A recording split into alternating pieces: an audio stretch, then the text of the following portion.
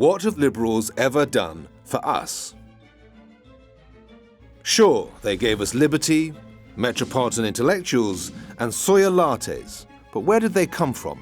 And why has the liberal elite become a term of abuse? Liberalism is a worldview based on liberty and equality of opportunity. Liberals value free trade, open competition, and freedom of expression. In recent years, populist movements have attacked the liberal cause. They prefer keeping jobs for their own people, shunning immigration, and favouring domestic production over imported goods. Protection will lead to great prosperity and strength. Populist movements have won referendums and elections in Britain, America, Poland, and Hungary, while France and Canada are holdouts for the liberal cause. Notre tâche est immense, mes amis. Populists think liberals have become too elite, removed from the concerns of ordinary people, and strayed too far from their founding principles. So, what were they? Back in the 17th century, elites really did rule the world. Kings and queens reigned by divine right. The state dictated your religion and owned your house and land. But then, along came two English philosophers, Thomas Hobbes. The law is the public conscience. And John Locke.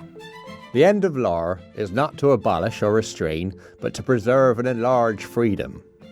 Hobbes introduced the idea that people give up natural rights to freedom in exchange for security and protection.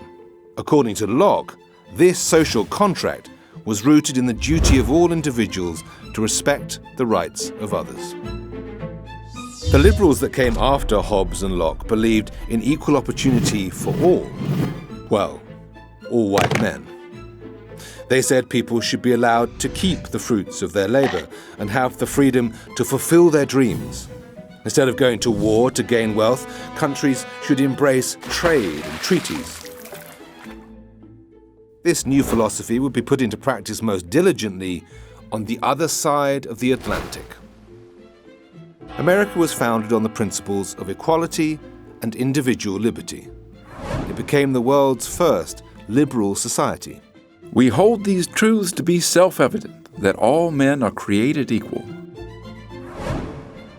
Soon after, the French overthrew their monarchy and replaced it with a liberal People's Republic. But it was the Industrial Revolution that galvanized liberalism as the world's dominant political theory. A seismic shift towards self-made wealth replaced the inherited power of the aristocracy. Liberalism has underpinned Western democracy ever since, but it evolved during the 20th century.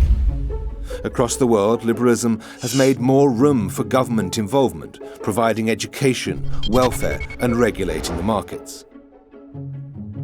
But in America, the word has been hijacked.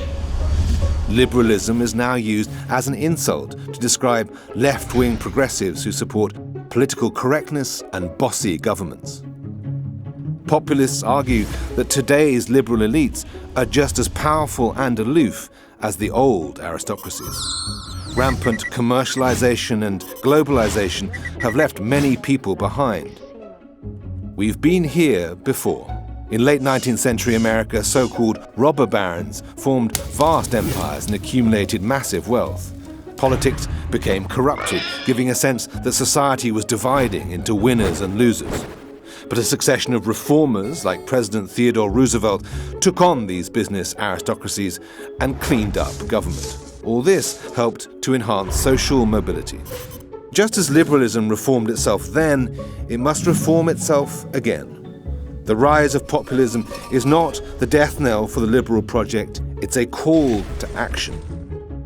Up your game, or else.